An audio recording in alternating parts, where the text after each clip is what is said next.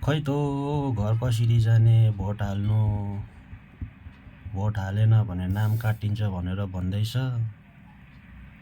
अब फ्लाइटमा जाउँ भन्यो भने 10 दिनको 13,000 देखाउँदैछ है।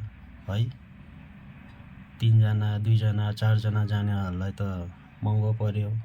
ट्रेनमा जाउँ भन्यो भने सिट एभाइलेबलै छैन, सिनियर सिटिजनलाई दिँदा होइन, लेडिज कोठा दिँदा, अन्त यो ह्यान्डिक्यापलाई दिँदा हामीलाई त सिटै छैन।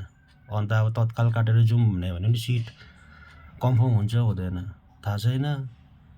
गभर्मेन्टले हामीलाई त खै त यसो पुरै फ्री नगरे तापनि 50% डिस्काउन्ट दिनु फ्लाइटमा, ट्रेनको सिट एभाइलेबल गरिदिनु यो इलेक्सनको टाइममा, अन्त पो हामी पनि आउनु सक्छौँ त। हामीलाई काम नभएर हामी बाहिर आउनु, फेरि हामी नै यत्रो पैसा खर्च गरेर उनीहरूलाई जिताउनु अरे, फेरि हाम्रो लागि केही गरिदिँदैन। के भन्नुहुन्छ तपाईँहरू?